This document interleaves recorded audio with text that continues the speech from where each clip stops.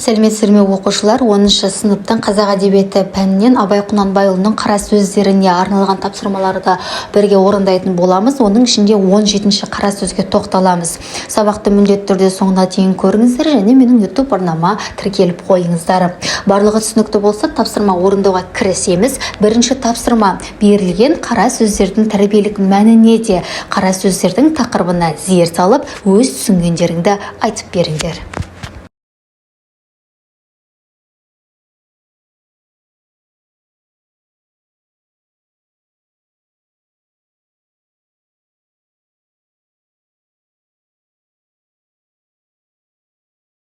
Екінші тапсырма: қара сөз, нақыл сөз, ғақлия терминдеріне анықтама беріңдер. Қара сөз әдебиеттегі прозалық шығарма түрі. Бұл термин әсіресе Абай Құнанбаевтың шығармашылығымен тығыз байланысты. Абайдың қара сөздері философиялық ой пікірлер мен адамның ішкі әлеміне қатысты мәселелерді қамтыған шығармалар. Қара сөз өлең немесе поэзия формасында емес, еркін прозалық формада жазылған ой толғамдарды білдіреді. Олар көбінесе адамның мінез-құлқын, қоғамдағы орнын, тәрбиені, ақыл мен білімнің мәнін ашуға бағытталады. Нақыл сөз қысқа әрі мағыналы, өмірлік тәжірибеден алынған ақыл өсиет, дана сөз. Нақыл сөздер халық арасында ұрпақтан ұрпаққа ауызша беріліп отырған. Бұл қысқа, бірақ терең мазмұнды сөздер адамның дұрыс өмір сүруіне бағытталған кеңес немесе өнеге ретінде қолданылады. Мысалы, еңбек түбі береке немесе оқу білім бұлағы, білім өмір шырағы деген нақыл сөздер адамдарды еңбекқорлыққа, білімге шақырады.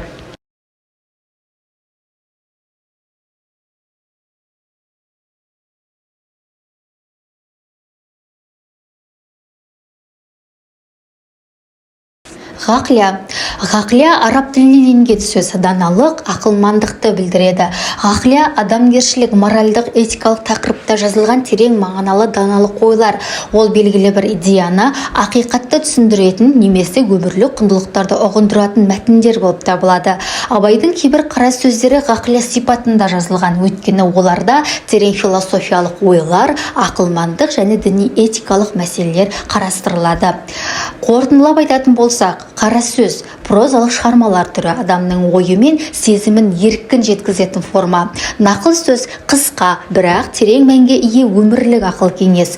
Ғақлия терең философиялық, діни және этикалық ойларға негізделген даналық.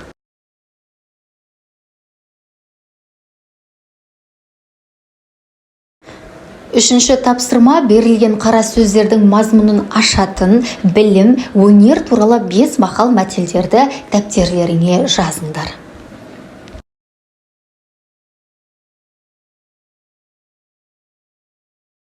Төртінші тапсырма: берілген үзіндіні өз ойларымен жалғастырып, қара сөзді аяқтап жазып шығыңдар. Яғни ақыл айтыпты, қайрат айтыпты, жүрек айтыпты, ғылым айтыпты және өздеріңнің қорытындыларыңды айтыңдар деген бізде тапсырма тұр. Бірінші ақыл айтыпты. Бұл бізде өз ойымызбен жалғастырғанымыз. Менсіз адам баласы өмір сүру үшін дұрыс бағытты таба алмайды. Мен барлық нәрсені таразыға салып, ненің дұрыс, ненің бұрыс екенін анықтап беремін. Адамның істері мен шешімдері менің сүзгімнен өтпесе, олар адасып кетуі мүмкін. Бірақ жалғыз өзім жеткіліксізбін. Өйткені шешімдерін көбінесе суық әрі тек есепке негізделген болады. Қайрат айтыпты. Менсіз ешқандай істі жүзеге асыру мүмкін емес. Ақыл қанша ақылды, жүрек қанша сезімтал болса да, бәрібір іске асыратын менмін. Мен күш-жігермен алға ұмтылдырып, барлық кедергілерді жеңуге көмектесемін. Бірақ егер менде ақыл болмаса, әрекеттерімнің дұрыс бұрысын ажырата алмай, кейде бекерге шығындалып қателесіп кетемін. Жүрек айтыпты. Мен адам өміріндегі ең нәзік әрі маңызды бөлікпін. Мен адамдарға сүйіспеншілік, мейірім, адалдық сияқты асыл қасиеттерді сыйлаймын. Менің ықпалыммен адам бақытты бола алады, бір-біріне қамқорлық көрсетеді. Бірақ егер мен тек өзім билік жүргізсем, сезімге беріліп шындық пен әділдікті ұмытып кетуі мүмкін. Сондықтан менің қасымда ақыл мен қайрат болуы керек.